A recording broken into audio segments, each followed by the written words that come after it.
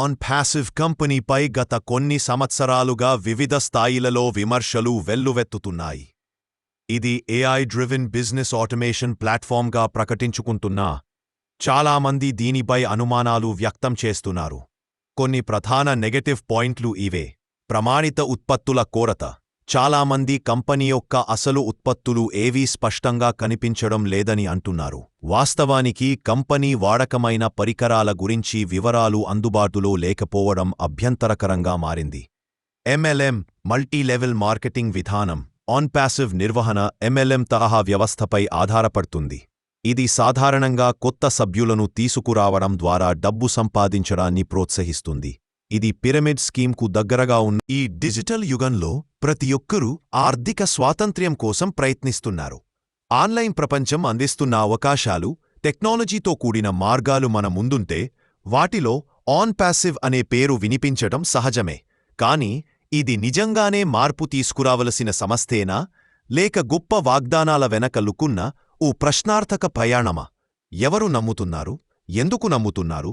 ఒకసారి చేరితే జీవితాంత ఆదాయం అనే ఆశయం కలిగినవారు, టెక్నాలజీ మీద పట్టు లేనివారికి, డిజిటల్ ఆదాయ మార్గాలు కావాలనుకునేవారు, యాష్ ముఫరే వాగ్దానాలపై విశ్వాసం పెట్టినవారు, డన్ ఫర్ యూ బిజినెస్ అనే కాన్సెప్ట్ను నమ్మే వ్యక్తులు. కానీ నిజంగా నమ్మవచ్చా?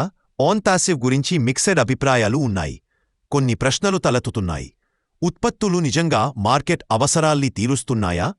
నికరంగా డబ్బు వచ్చేది సేవల ద్వారా, లేక సభ్యుల చేర్చడం వలన? కంపెనీ లీగల్గా అన్ని దేశాల్లో రిజిస్టర్డ్ అయిందా? విజన్ నిజమైతే కూడా మిషన్ ఎంతవరకు నెరవేరింది? నమ్మకం కంటే ముందు తెలుసుకోవాలి.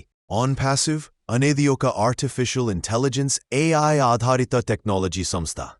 దీనికి ఉన్న ప్రధాన లక్ష్యం ప్రపంచవ్యాప్తంగా ఉన్న వ్యక్తులు, వ్యాపారాలు తమ కార్యకలాపాలను సులభతరం చేసుకోవడానికి ఆధునిక్ టెక్నాలజీని అందుబాటులోకి తీసుకురావడం. ఆన్ ప్యాసివ్ యొక్క దృష్టి ఏఐతో ఆధారితమైన సమర్థమైన భవిష్యత్ను నిర్మించడం, ప్రతి వ్యక్తికి డిజిటల్ ప్రపంచంలో సమాన అవకాశాలు కల్పించడం. ఈ దృష్టిని అనుసరించి ఆన్ ప్యాసివ్ సంస్థ తీసుకునే ముఖ్యమైన చర్యలు ఇవే. 1. ఏఐ ఆధారిత ఆటోమేషన్ ప్లాట్ఫార్మం. ఆన్ ప్యాసివ్ దృష్టిలో ప్రతి చిన్న వ్యాపారమూ పెద్ద కంపెనీలా అభివృద్ధి చెందాలి. అందుకే మానవ శ్రమ తగ్గించే టూల్స్, మార్కెటింగ్ ఆటోమేషన్, డేటా విశ్లేషణ, సిఆర్ఎం సిస్టమ్స్ వంటి టెక్నాలజీలను అందించాలన్న లక్ష్యముంది. 2. నలుగురికి ఆదాయ అవకాశాలు.